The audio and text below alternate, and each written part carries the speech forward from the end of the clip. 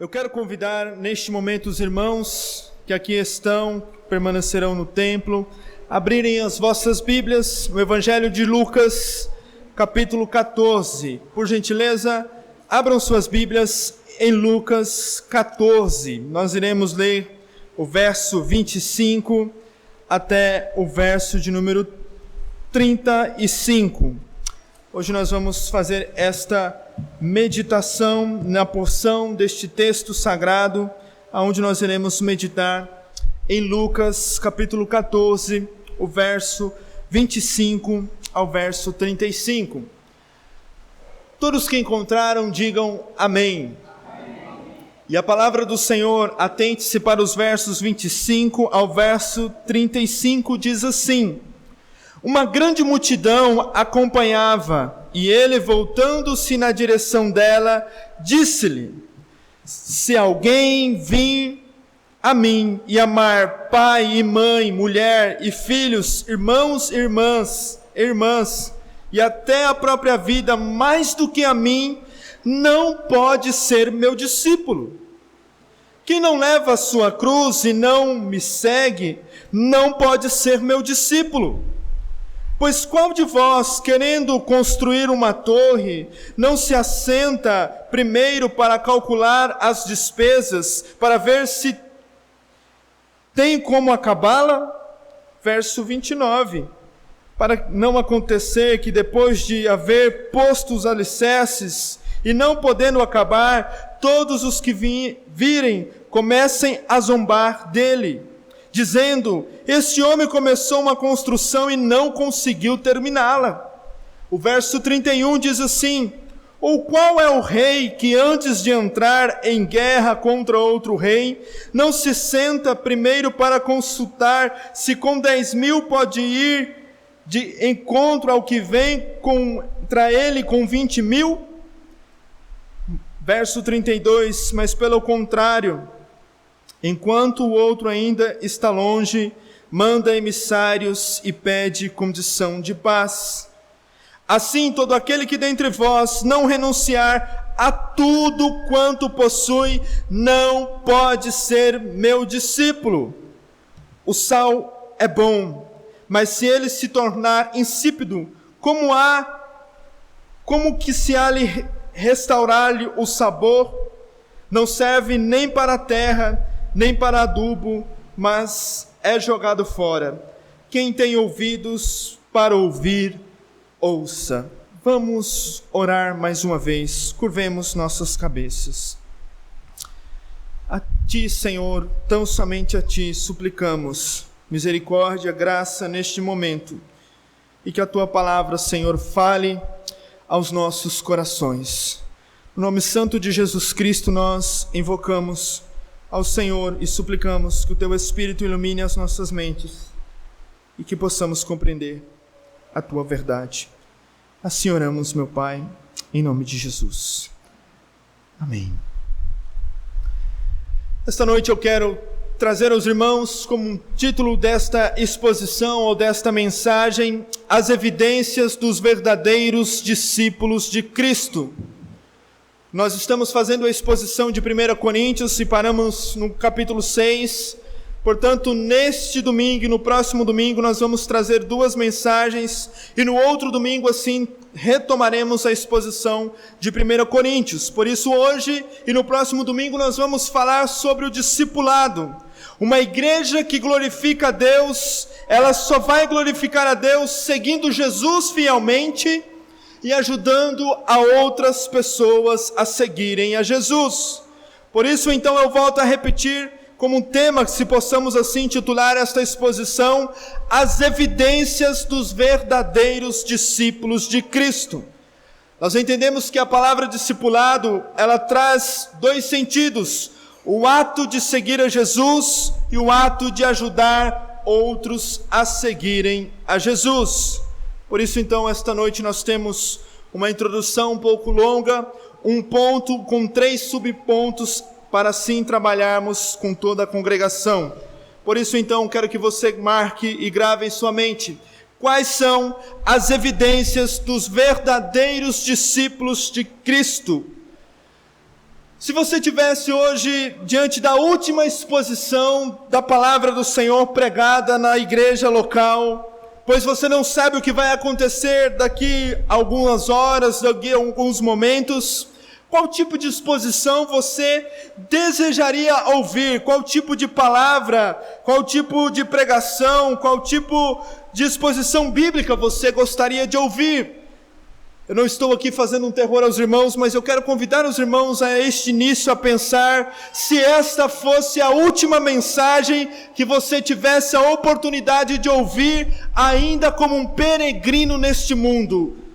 O que você queria ouvir? Ouvir aquilo que agrada ao seu coração, aquilo que você acha que é bom para a sua vida, ou ouvir aquilo que Deus tem realmente a falar ao meu e ao seu coração? Por isso, então, irmãos, nós vamos ver em um ponto principal esta noite as consequências de sermos discípulos de Jesus Cristo. E no próximo domingo nós vamos falar no ato de ajudarmos outras pessoas a seguirem a Jesus. Por isso, como eu disse aos irmãos, se esta for a última mensagem que você vai ouvir na sua vida, você precisa então fazer uma autoanálise esta noite, e você e Deus diante de Deus com seu coração, ver se realmente você é um verdadeiro discípulo de Cristo, ou se você está caminhando longe daquilo que o Evangelho diz que é os verdadeiros, ou que são os verdadeiros discípulos de Cristo. Portanto, então, irmãos, o ponto principal da minha exposição vai ser trabalhar as consequências de ser discípulos de Jesus, apontando 3 subpontos que eu quero trazer aos irmãos, conforme o texto de Lucas 14, o verso 25 ao 35, e o primeiro ponto vai do verso 25 ao 26, a qual nós vamos tratar que os discípulos de Jesus devem estar cientes do preço, sobre o preço do amor. O segundo subponto que eu quero trabalhar esta noite é que os discípulos de Jesus devem estar cientes sobre o preço do sofrimento. E por último, eu quero trabalhar com os irmãos dizendo que os discípulos de Jesus devem estar cientes sobre o preço do desapego. A caráter de informação a todos os irmãos presentes, e se você quer boas indicações de livros para a sua biblioteca ou para a sua leitura, além da Bíblia, eu ainda também tive a oportunidade, a graça de ter pesquisado em alguns livros que eu quero só citar. Se você desejar, no final eu posso passar os nomes para os irmãos, mas são alguns livros: O Discipulado do pastor Mark Dever, O Custo de Discipulado do pastor Jonas Madureira, e o livro do Dietrich Bonhoeffer, que fala sobre o discipulado, e também o livro de Thomas Kempis, que fala sobre a imitação de Cristo. Essas obras, elas vão trazer muito conteúdo sobre este assunto a qual nós estaremos meditando. Além da Bíblia, nós usamos e meditamos e lemos também esses livros. Como vai dizer Charles Spurgeon: visite bons livros, mas nunca se esqueça da Bíblia.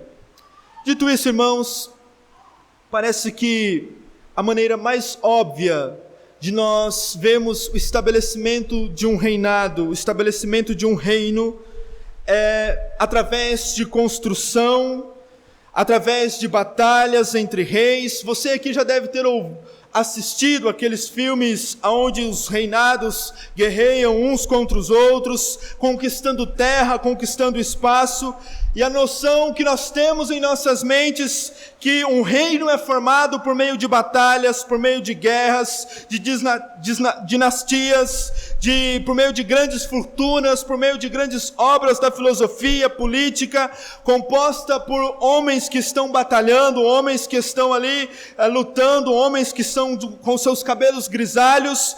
Nós sempre temos em mente que o início de um reino, ou a conquista de um reino, se dá por meio de batalhas, por meio de conflitos. E isto muitas vezes tem a nossa mentalidade é voltada para isso em virtude de acontecimentos históricos, em virtude também de alguns filmes que nós assistimos, e nós sempre temos esta mentalidade.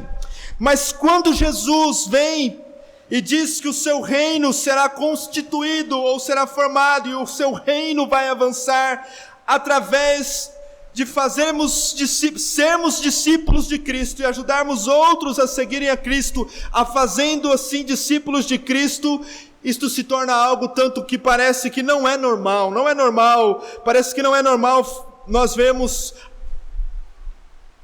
a questão de sermos discípulos de Cristo e fazermos outros a seguirem a Jesus, a maneira de o reino de Cristo estabelecer. Nós achamos que o reino de Cristo será estabelecido por outras maneiras, mas todavia, Jesus Cristo conclui o seu tempo na terra com a ordem dos seus discípulos a fazerem outros discípulos, e assim seria constituído o seu reino, e assim uma multidão de imitadores de Jesus Cristo seriam assim levados à edificação da igreja, e o avanço do reino de Cristo se dará por meio de discípulos que seguem a Jesus e outros que ajudam outros a seguirem a Jesus. A forma como o reino de Cristo se dará será tão somente por este caminho. Por isso que nós precisamos entender que o Evangelho não vai avançar por nossa força, o Evangelho não vai avançar por nossa eloquência, mas o Evangelho vai avançar se nós seguirmos a Jesus fielmente e ajudarmos outros a seguirem a Jesus. Assim o reino de Deus avança, assim o Evangelho avança, assim nós vamos glorificar ao nome do Senhor. Todavia também, meus irmãos, precisamos lembrar que o reino que nós fazemos parte é um reino muito mais importante do que os reinos desta terra. Embora nós saibamos das nossas obrigações cíveis como peregrinos neste mundo, o que nos traz a esperança é que todos estes reinos vão passar, mas o reino de Cristo permanecerá para todo sempre, subsistirá para todo sempre. E hoje nós, que aqui estamos em Cristo Jesus, pertencemos ao seu reino, pois é Ele quem governa sobre nossas vidas, é Ele quem governa sobre as nossas vidas, sobre esta igreja, e é somente a Ele a quem nós servimos. Pois o apóstolo Paulo vai dizer em Colossenses capítulo 1, verso 13, a qual nos tirou das potestades das trevas e nos transportou para o reino do seu Filho, do seu amor. Então nós estamos no reino de Cristo, no reino do seu Filho, e inseridos neste reino, nós precisamos também nos lembrar desta verdade. Ainda na introdução, irmãos, os termos discípulo e discipulado foram profundamente associados ao ministério de Jesus Cristo. E os primeiros cristãos foram assim chamados, e tornou-se basicamente assim um sinônimo para os cristãos. Jesus não somente fez discípulos, mas também encorajou a outros discípulos, não tornando discípulos nossos, mas ajudando outros a seguirem a Jesus, apontando para a mente de Cristo, espelhando tão somente a Cristo e olhando tão somente a Cristo. Por isso o apóstolo Paulo vai dizer: sede meus imitadores, assim como eu sou imitador de Cristo. Por isso Jesus não somente fez discípulos, mas Ele nos encorajou a fazermos outros discípulos de Cristo Jesus. Não discípulos nossos, como nós vemos na nossa atualidade, nós vamos falar mais à frente, há um modelo totalmente equivocado sobre o discipulado. Mas eu quero trazer ainda também a citação do livro O Custo do Discipulado, do pastor Jonas Madureira, que diz assim: o contexto cristão da palavra discipulado tem dois sentidos. Um se refere ao ato de seguir a Jesus Cristo, ou seja, imitar a Cristo, e outro significa o ato de ajudar outras pessoas a imitarem, a seguirem a Jesus Cristo. Em português, ou como em qualquer outra língua, o uso desta mesma palavra para designar coisas distintas é chamado de homonímia. Ou, por exemplo, a palavra manga é um caso de homonímia, conforme ele vai colocar. Manga pode significar tanto uma fruta quanto a manga de uma camiseta. Algo semelhante também ocorre na palavra discipulado.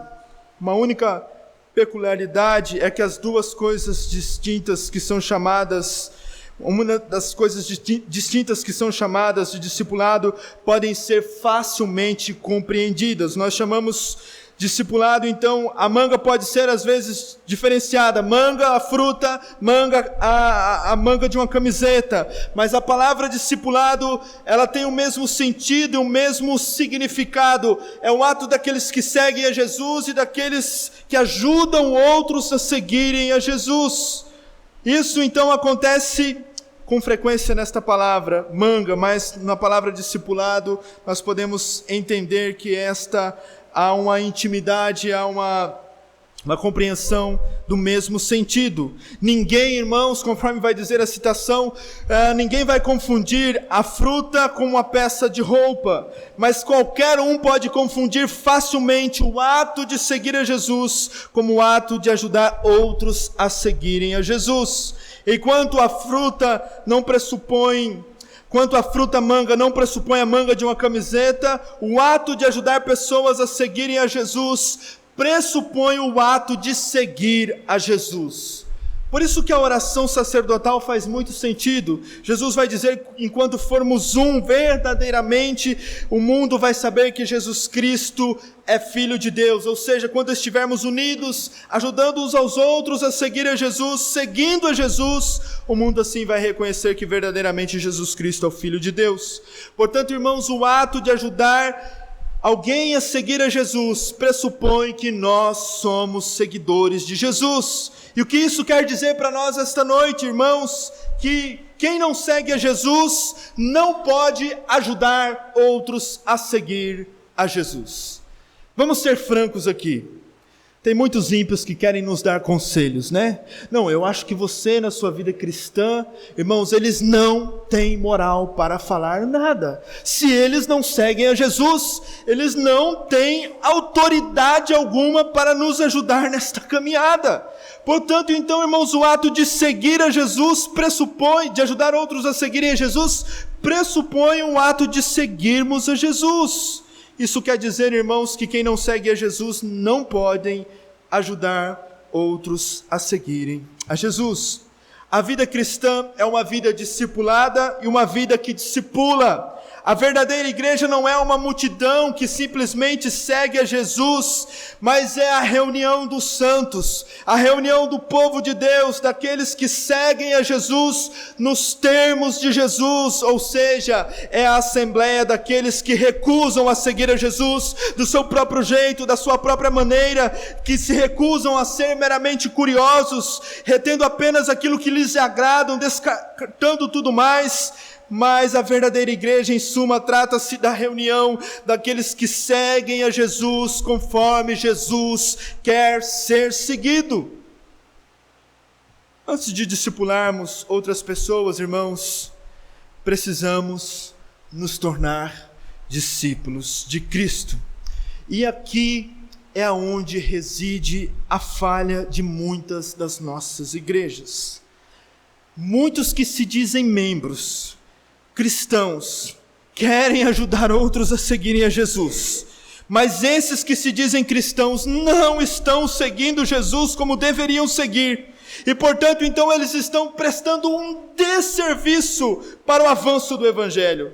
Por isso, antes de ajudarmos outros esta noite a seguirem a Jesus, ou nesta caminhada, ou nesta semana, ou para o resto da sua vida, você precisa certificar-se se você verdadeiramente é um discípulo de Cristo. Precisamos nos certificar se estamos verdadeiramente seguindo a Jesus.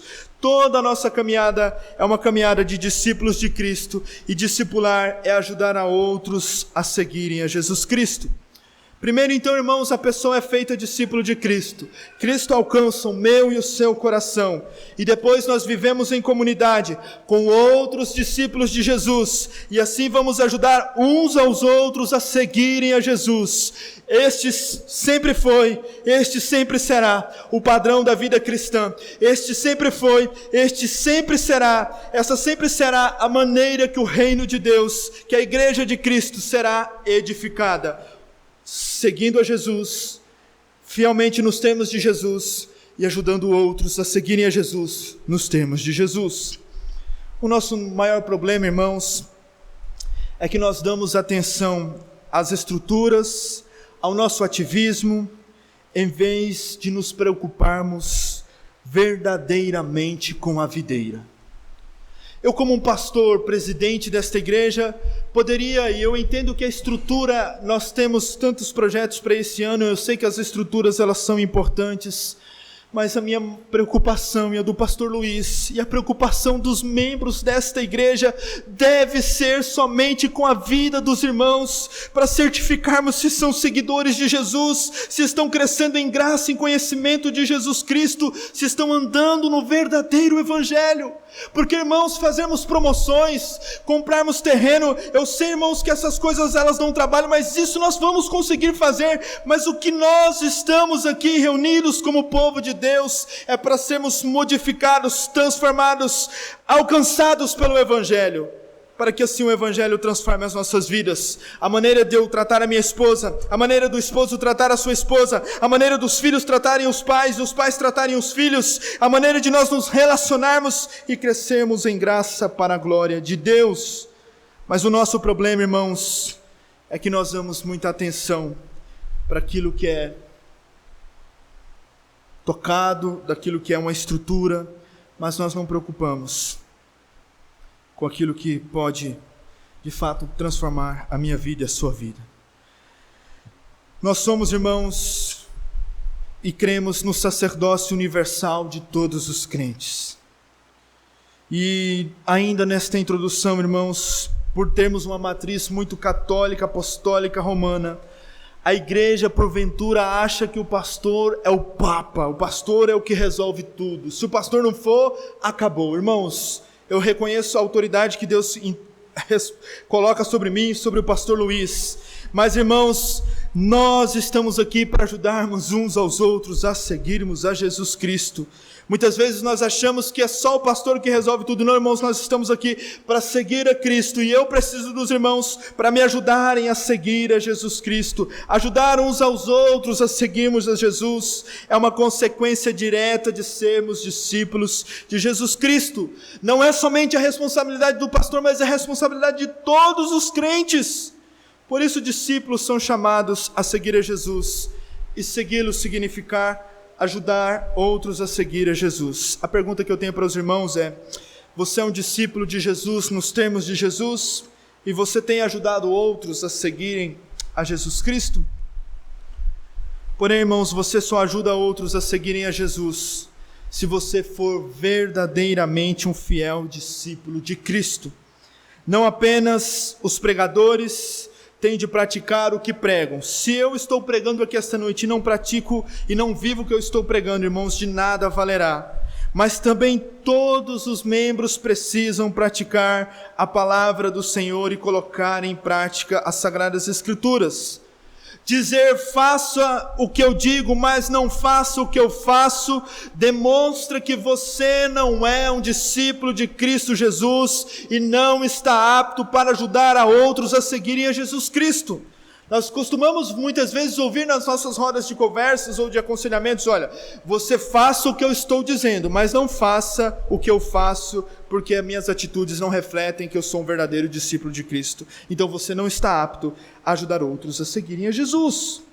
Se falta o ato de seguirmos a Jesus, naquele que pretende ensinar outras pessoas a seguirem a Jesus, o que ele vai ensinar às outras pessoas é tudo, menos ensiná-las a seguir a Jesus. Ele vai ensinar sobre ela mesma, ele vai ensinar sobre as coisas que ela mesma acredita, mas ela não vai ensinar, essa pessoa não vai ensinar a outras pessoas a seguirem a Jesus nos termos de Jesus. Se nós não estamos, irmãos, avançando em conhecimento e amadurecimento como discípulos de Jesus, alguma coisa está errada em nossas vidas. Hoje, muitos de nós, em tantas coisas dentro da igreja, damos atenção a tantas coisas dentro da igreja, mas às vezes queremos evidenciar o conhecimento teológico sem prática, ou o conhecimento teológico sem prática, a prática sem o conhecimento. Queremos edificar a igreja por meio de afinidade pessoais, doações, contribuições, estruturas, departamentos, ativismos. Irmãos, eu sei que as coisas têm os seus devidos lugares, mas a vida cristã não se resume a isso, não é só isso, não é isso. Raramente, irmãos, nós como igreja do Senhor estamos avançando como discípulos de Jesus.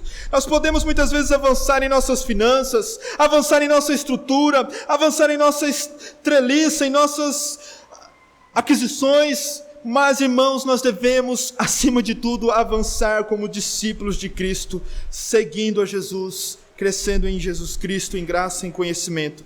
Sabemos, irmãos, da grandeza e importância deste tema, discipulado para a vida desta igreja e para o avanço do Evangelho. De muitas das coisas que eu e você temos que orar por esta igreja, pelas nossas famílias, necessitamos orar desesperadamente para que o Evangelho, o Santo Evangelho, avance em nossos corações, mude as nossas mentes, transforme as nossas atitudes. Por que você tem orado durante a semana? Você tem orado por conta só do coronavírus? Senhor, repreende o coronavírus. Você deve orar para que o coronavírus não alcance você, tudo bem. Eu não estou dizendo que isso é errado, mas, irmãos, do que nós precisamos orar é para que o Evangelho avance as nossas famílias, avance em nossos corações, avance na vida desta igreja.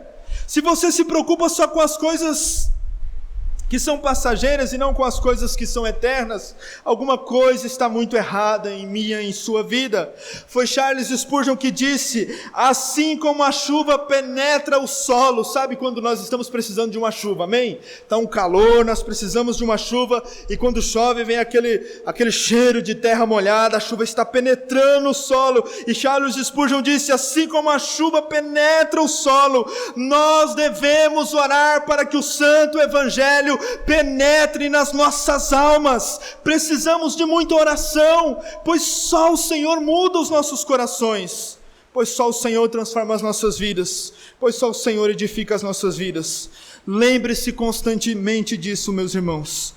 A obra é de Deus e precisamos rogar para que o Evangelho avance sobre os nossos corações. Nós temos a tendência: vou orar por fulano, por ciclano, vou falar do fulano, do ciclano, mas eu quero te desafiar, você orar por você mesmo. Senhor, que o Evangelho avance no meu coração, porque preste atenção nisso esta noite, irmãos, nós podemos nos enganar e enganar outras pessoas sobre o nosso relacionamento com Deus.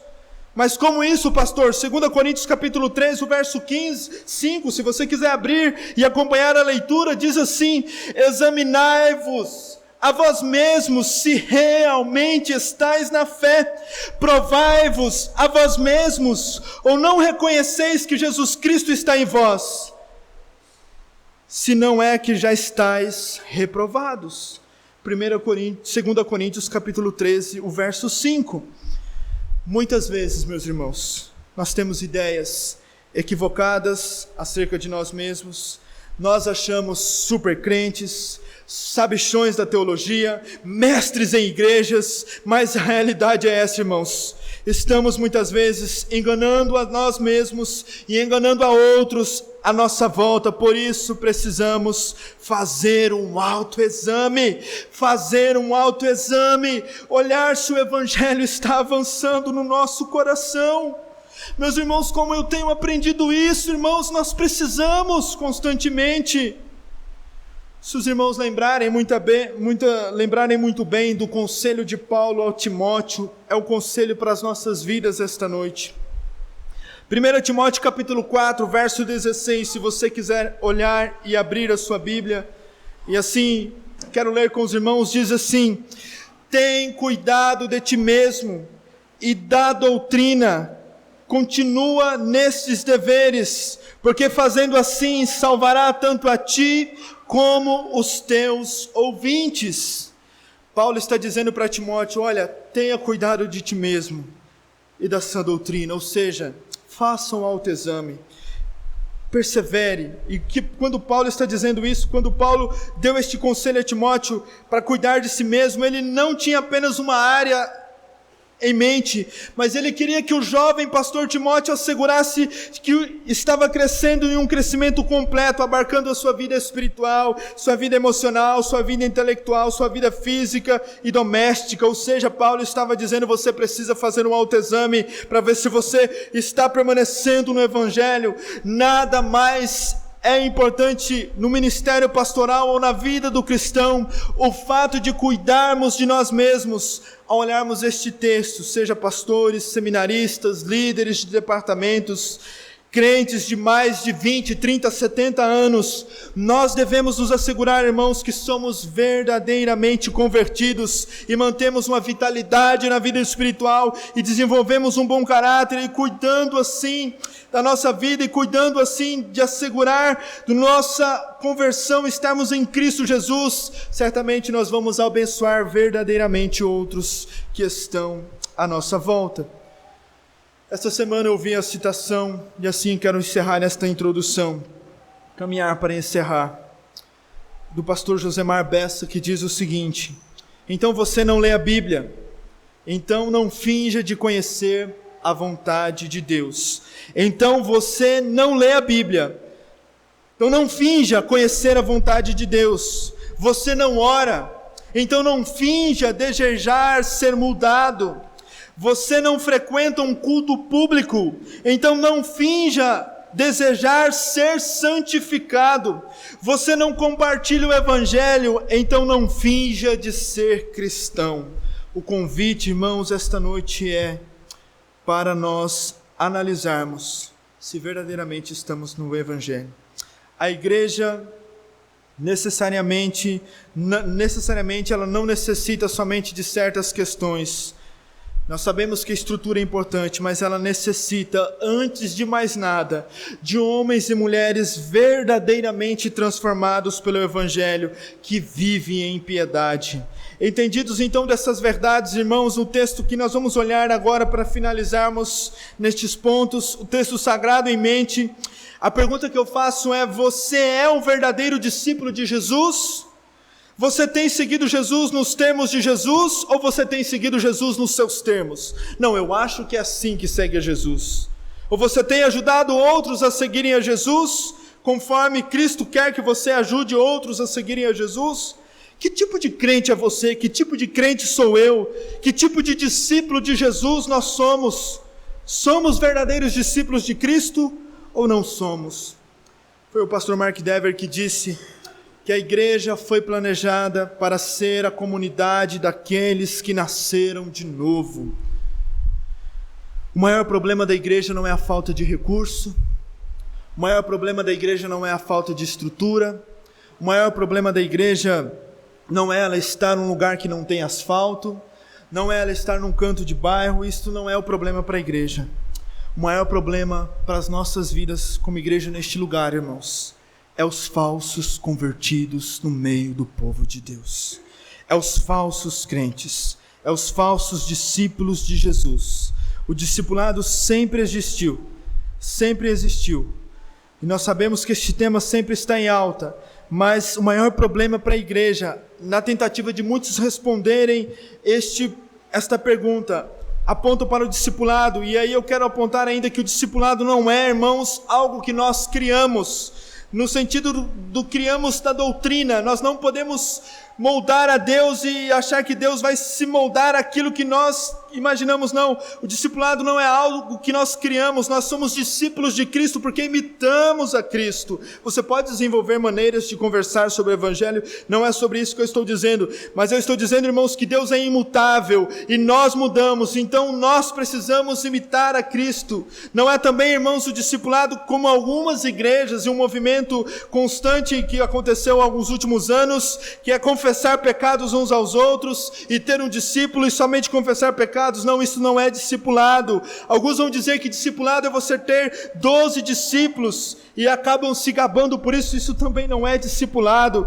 Precisamos de muito zelo e de muita sabedoria a apontar os certos equívocos, mas uma verdade eu tenho a trazer aos irmãos: o verdadeiro discipulado é imitar a Cristo, olhar para Cristo, seguir a Cristo nos termos de Cristo e ajudar outros a seguirem a Jesus. Foi isso que Paulo fez e citou em 1 Coríntios 11:1: sedes meus imitadores, como eu sou imitador de Cristo.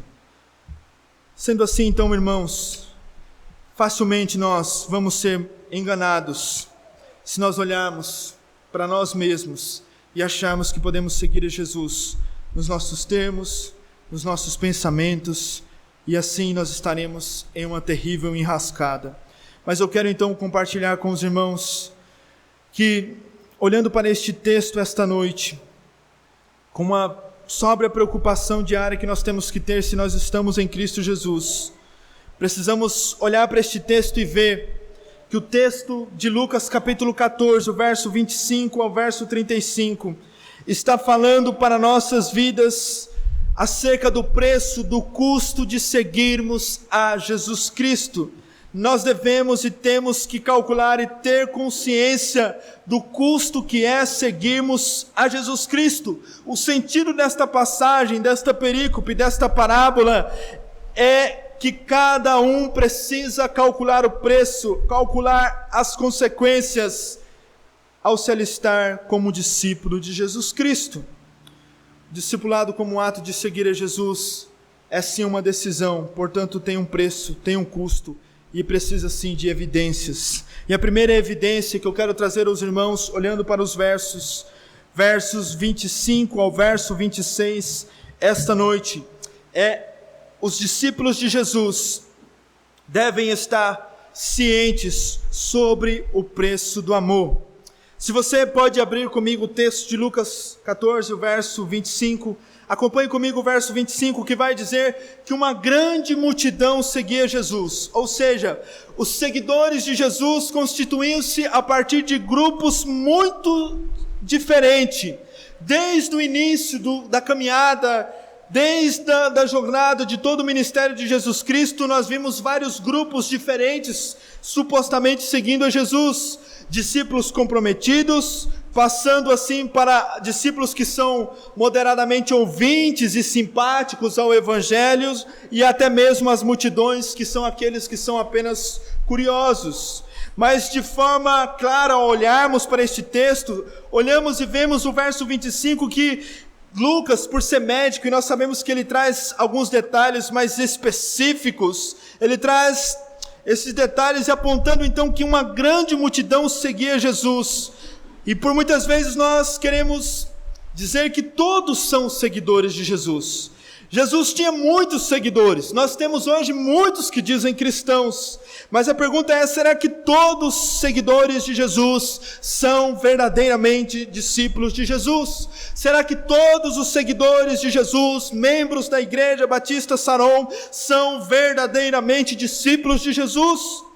Podemos observar, irmãos, que muitos seguem a Jesus por interesse na multidão, por curiosidade, do que por consciência e ser assim um discípulo comprometido.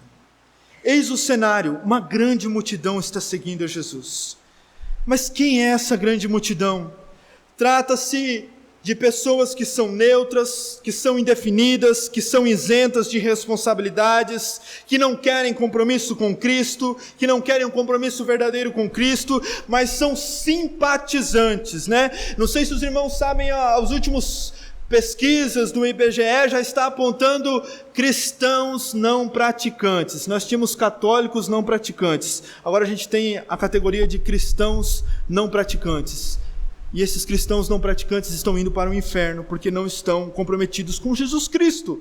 E esses estão embutidos nesta multidão, esta multidão que são pessoas neutras, que estão só curiosos, falta de consciência do que é realmente seguir a Jesus. O verso 25, a grande multidão é um exemplo escandaloso, é um exemplo muito triste que muitos adotam, que seguir a Jesus, querem seguir a Jesus sem compromisso, sem levar em consideração o preço, a consequência, as evidências, querem seguir Jesus somente nos seus interesses, somente nos interesses que lhes convém, não estão procurando ser comprometidos e não querem, muitas vezes, se doar, não querem se entregar, não querem estar firmes com Cristo. E Jesus Cristo, irmãos, não estava interessado nos números, não estava interessado na quantidade, mas o que Jesus Cristo estava procurando aqui, conforme ele vai dizer no final, e ele voltou-se para a direção deles, ele está procurando comprometimento. Ele está procurando discípulos, verdadeiramente discípulos. Por isso, enquanto os pastores estão procurando somente números no seu hall de membro, enquanto os pastores estão procurando somente aglomeração de pessoas, nós como igreja devemos orar para que esta igreja ela tenha membros comprometidos com o Evangelho, com Cristo Jesus, e sejam discípulos de Cristo Jesus. Nós ficamos muito felizes quando vem uma multidão aqui visitar, a igreja está lotada, glória a Deus, amém. Mas irmãos, isso sim nos alegra, mas isto não é o foco principal, pois o foco principal nosso como igreja, membros, é buscar termos pessoas comprometidas verdadeiramente com Jesus. E é o que ele faz no verso 25, a multidão estava seguindo, a multidão no Brasil diz servir a Jesus, mas eu imagino Jesus voltando na direção dela e dizendo: será que são todos verdadeiramente que seguem a Jesus Cristo? A busca de Jesus sempre foi por discípulos comprometidos. Verso 25, discípulos capazes de seguirem conscientes da decisão e da evidência. Por esse motivo, irmãos, Cristo faz uma exortação a esta multidão sobre a necessidade de estarem conscientes do preço, do custo de serem discípulos de Jesus Cristo. Muitos irmãos querem vir à igreja e permanecer no anonimato. No anonimato, é aqueles que fazem o que querem, ou querem estar num lugar confortável, aqueles que querem seguir a Jesus sem compromisso, aqueles que querem associar a Jesus somente naquilo que convém. E aqui, irmãos, naquele tempo, seguir a Jesus significava que aqui para este tempo eles iriam enfrentar inúmeras consequências, inúmeras reações negativas. No entanto, Cristo, nos termos dele, volta-se para esta multidão e estabelece então agora a partir do verso 26, e chama esses a saírem do anonimato e a se comprometerem verdadeiramente com ele e estarem seguindo ele nos termos que ele estabeleceu. Não para seguir a Jesus escondidos, mas sim assumirem diante da sociedade, assumirem a postura de seguir a Jesus. E na grande multidão, irmãos, aqueles que queriam seguir a Jesus segundo os seus próprios pensamentos, segundo os seus termos, queriam se assim reinventar ou ressignificar o conceito de seguir a Jesus. E nós estamos, muitas vezes, nós todos aqui, querendo seguir a Jesus de uma maneira que nós criamos, que nós inventamos, que nós achamos que esta é a maneira que seguir a Jesus, sem olhar para aquilo que Jesus estabelece na sua palavra. Por isso, para seguir a Jesus, irmãos, é necessário, conforme vai dizer Pastor Jonas Madureira, sairmos das sombras das trevas, sairmos da multidão, sairmos do anonimato, sairmos do esconderijo, sairmos da caverna, sairmos de ser crente 007, onde ninguém sabe que é crente. Nós precisamos sair e assim assumir este santo compromisso com Cristo. Mas no verso 26, então, irmãos, ele aponta a primeira demanda do discipulado é o amor, não o amor em geral, mas um amor específico. Pessoas podem amar a Deus como se ele fosse um barro, um metal, ou mais como uma pessoa importante que disputa a nossa relação uns com os outros. Quando isso acontece de alguém amar a Deus como se ele fosse meramente mais uma coisa entre as outras, mais uma pessoa entre as outras, nós estamos dizendo que Deus não está sendo priorizado, ele é apenas mais um item na nossa agenda. E por isso o verdadeiro discípulo, ele vai evidenciar esse amor a Jesus como Deus, isto é, amar a Deus, amar a Jesus Cristo acima das nossas famílias, acima da própria vida.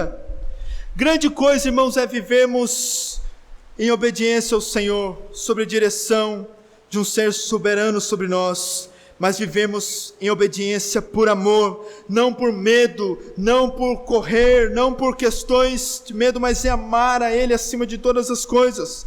Pois quando nós amamos mais as nossas famílias do que a Deus. Nossa família não é amada como deveria ser amada. Na verdade, quando isso acontece, ela é amada no lugar de Deus e ela se torna um ídolo que controla o nosso coração e a nossa agenda. Portanto, então, irmãos, o discípulo verdadeiro de Cristo Jesus, aquele que quer seguir a Jesus, tem que ter Cristo como centro, isto é, ele tem que ser o principal motivo das suas emoções e do seu amor. Principalmente, ele tem que ser o número 1 do seu amor, não as coisas, não as famílias. Jesus não está dizendo aqui que é proibido você amar a sua família, mas a sua família será mais amada se você amar mais ao Senhor. Por isso, o discípulo de Jesus é aquele que ama Jesus como Deus, porque Ele é Deus e não como uma pessoa qualquer. Deus só deve ser amado mais do que as nossas famílias, do que a nós mesmos. Thomas de Kempis diz que Jesus quer ser amado acima de tudo e Ele não admite rival.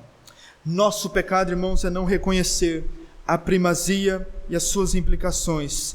E esse amor, irmãos, nos humilha e nos faz renunciar todo o direito de autojustiça, de confiar em nós e confiarmos tão somente em Cristo Jesus. Amar a Cristo tem um preço, e esse preço principalmente, irmãos, é amar a Cristo acima das nossas famílias, acima dos nossos bens, acima de nós mesmos, acima daquilo que nos ocupa os nossos corações, porque conforme nós vamos meditar e ver, irmãos, se você dá atenção a algo muito mais do que a Deus, você está amando aquilo, você está transformando aquilo em um ídolo. Você precisa, irmãos, amar ao Senhor. Nós e eu precisamos amar ao Senhor acima de todas as coisas em nossas vidas. Então ele vai dizer no verso 26, se alguém quer ser o meu discípulo para a grande multidão, vocês precisam estar cientes do preço do amor.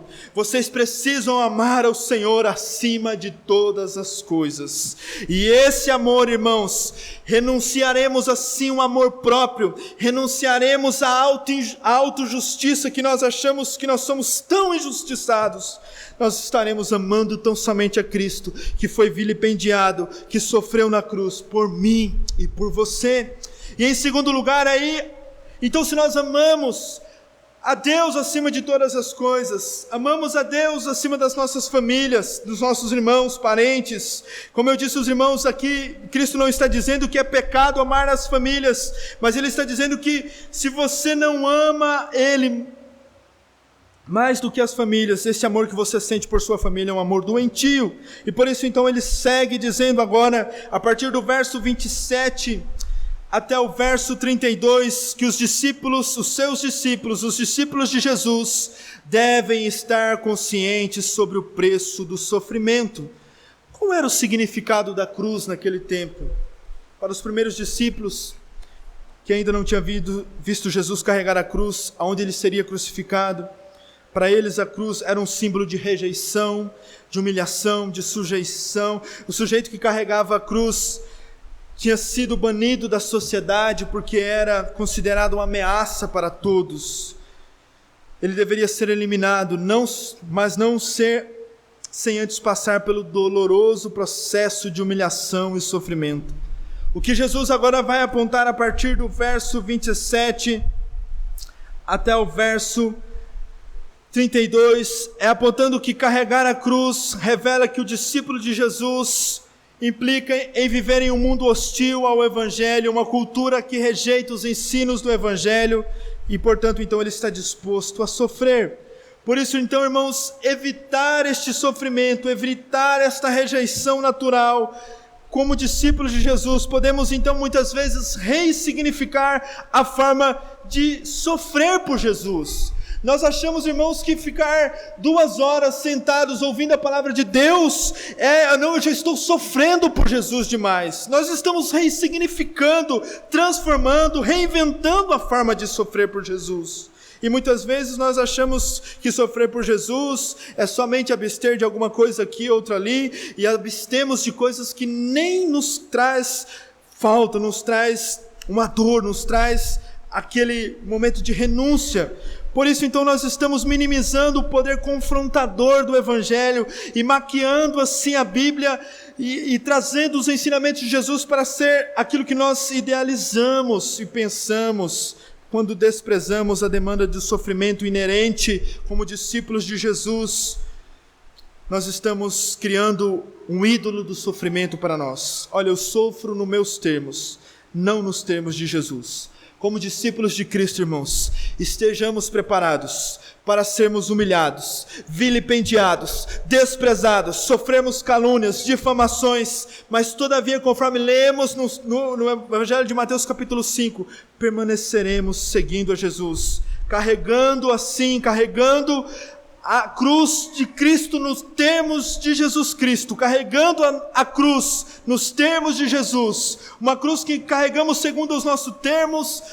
Essa cruz ela não vai nos humilhar, uma cruz que carregamos conforme nossos pensamentos, esta cruz não vai assim nos humilhar. Portanto, a cruz que devemos carregar é aquela que está segundo os termos de Jesus, por causa de Jesus. Somente a cruz de Cristo nos humilha o suficiente para nos salvar de nós mesmos e nos salvar do amor próprio. Devemos nos perguntar se esse sofrimento que nós estamos sofrendo de fato é decorrente por seguirmos a Jesus Cristo. Porque, irmãos, nem todo sofrimento evidencia que somos verdadeiramente discípulos de Jesus.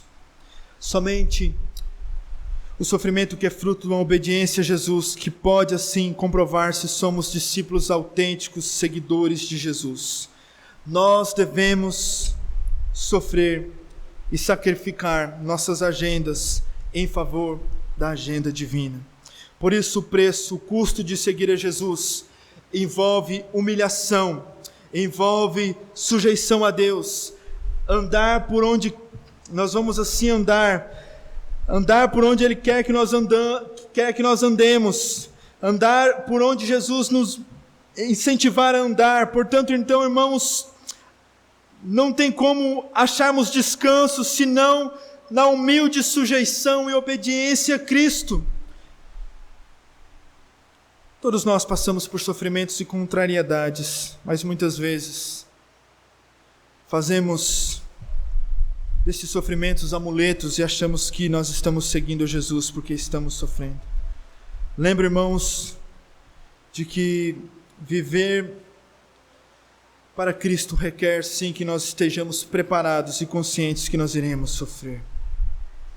Nós iremos sofrer quando for aos homens assim nos desprezar, quando assim nos caluniar.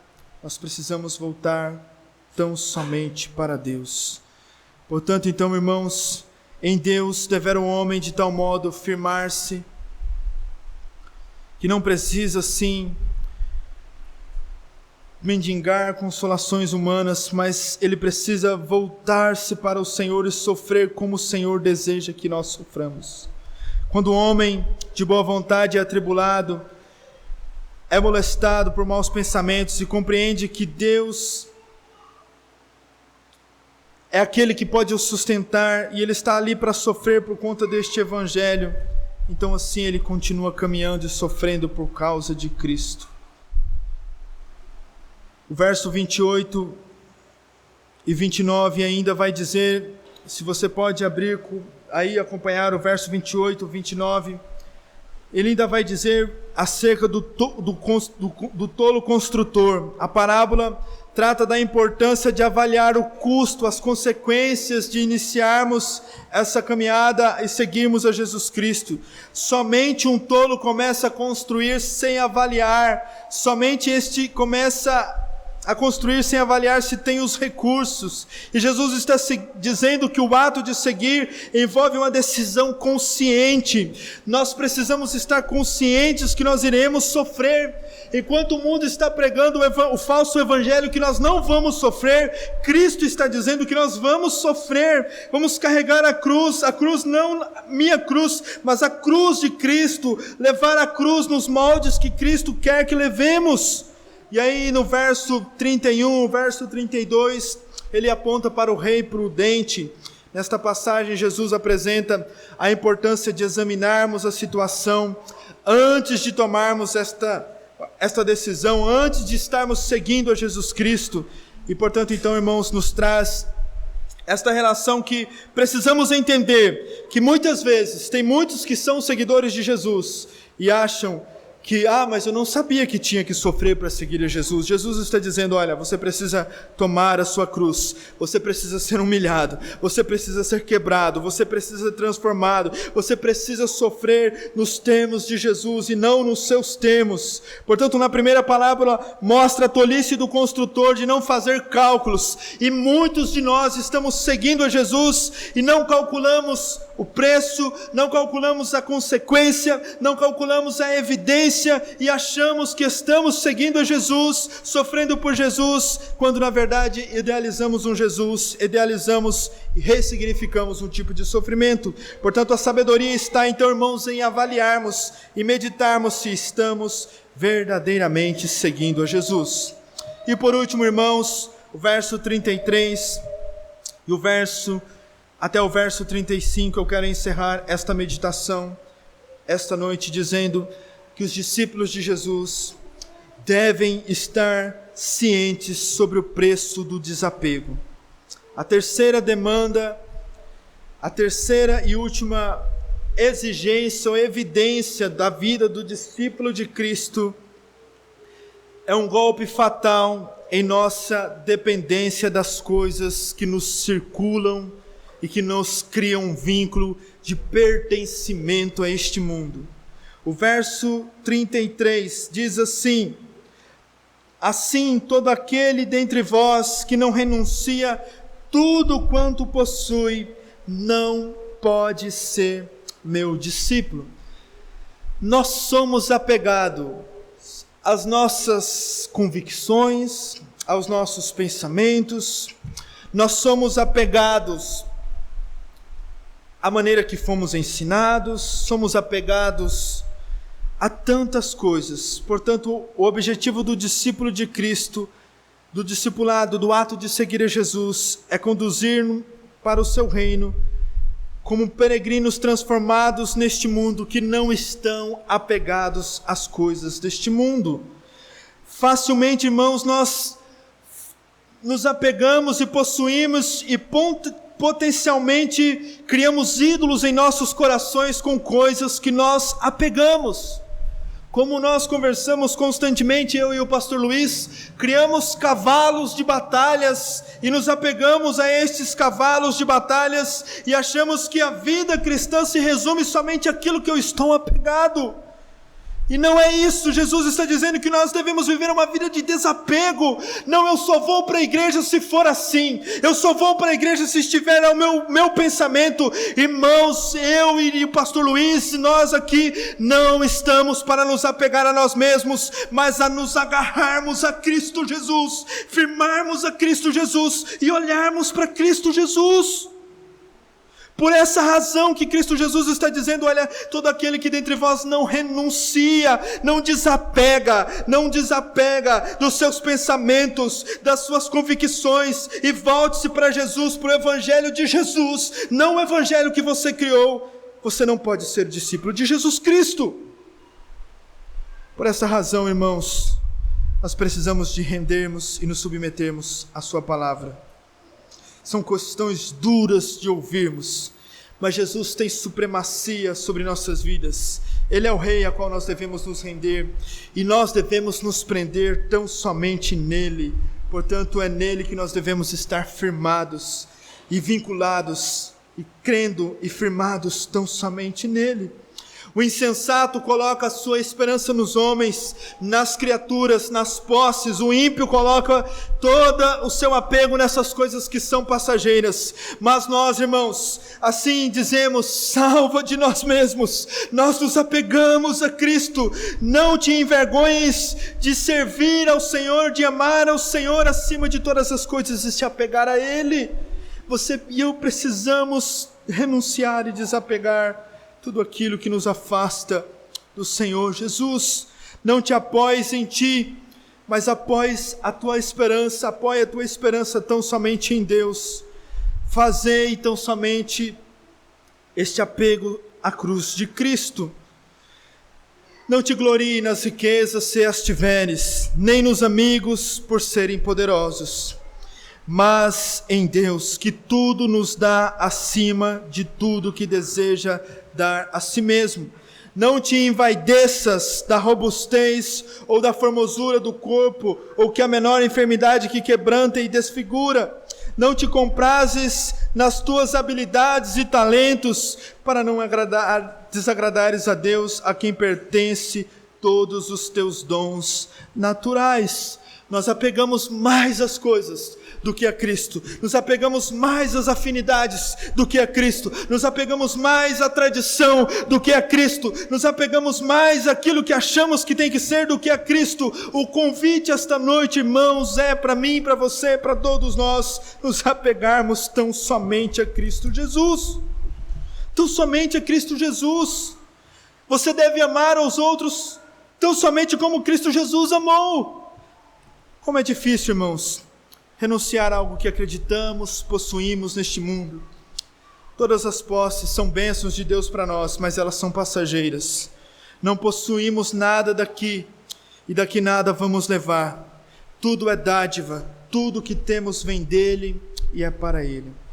Procura a Jesus em todas as coisas e acharás. Se buscares a ti mesmo, também acharás, mas acharás para a tua ruína.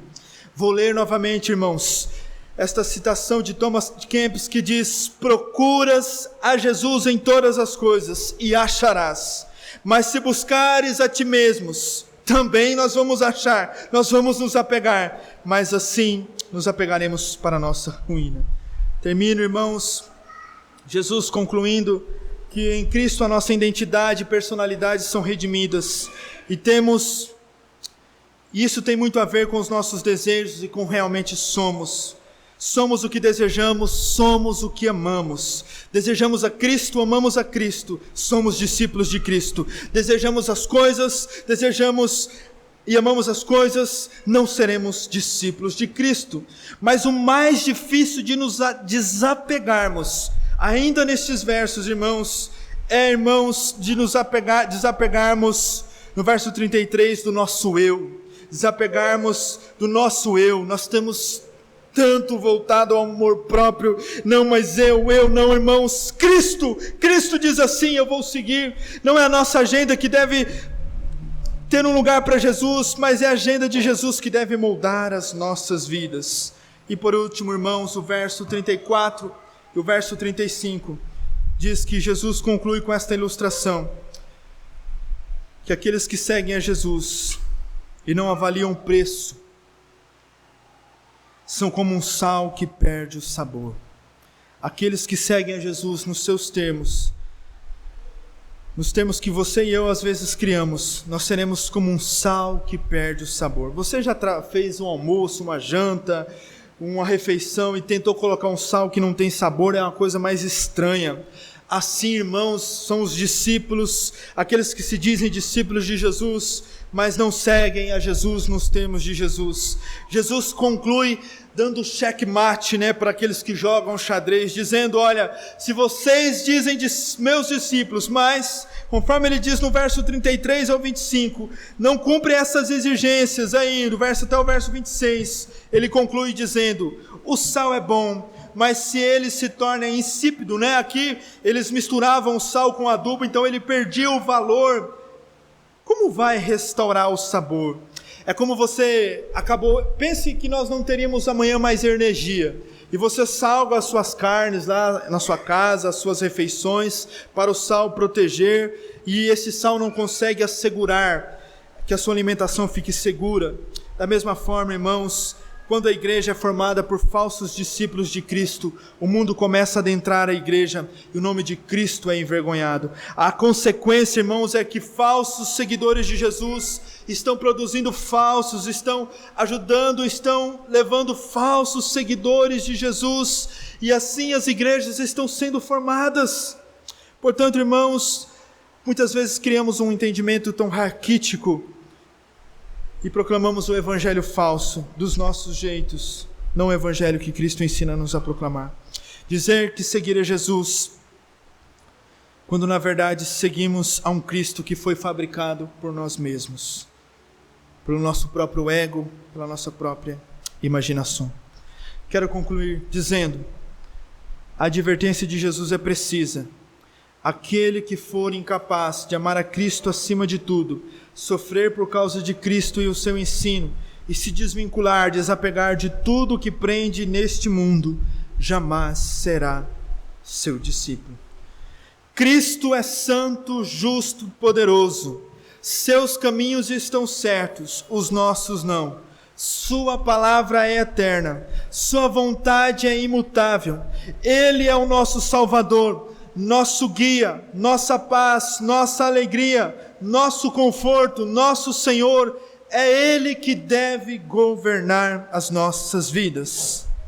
Vamos orar, curve a sua cabeça, em nome de Jesus. Quantos de nós, Pai, precisamos ser confrontados por Tua palavra? Quantos de nós, Senhor, precisamos seguir a Jesus nos termos de Jesus, não naquilo que nós criamos e imaginamos?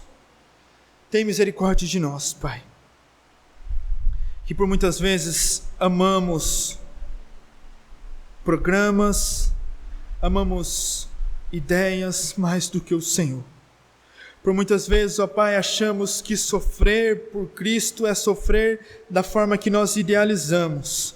Por muitas vezes achamos que estamos seguindo a Cristo, mas apegado a tantas coisas que não refletem a beleza do Evangelho. Que esta palavra, ó Deus, humilhe os nossos corações, nos confronte, para que nossas famílias sejam amadas verdadeiramente como elas devem ser amadas, quando assim amarmos ao Senhor sobre todas as coisas. Que esta igreja, ó Deus, tenha verdadeiros discípulos de Cristo, não falsos discípulos, Pai. Esta é a minha maior preocupação como pastor desta igreja, e que esta seja a maior preocupação de todos os membros desta igreja. Nós estamos aqui, ó Pai, não lidando com coisas passageiras, mas com as coisas eternas. Que possamos seguir a Jesus nos termos de Jesus. Amar a Jesus, sofrer por Jesus, desapegar das coisas deste mundo, nos termos de Jesus. Assim nós oramos, meu Pai, em nome de Jesus. Amém.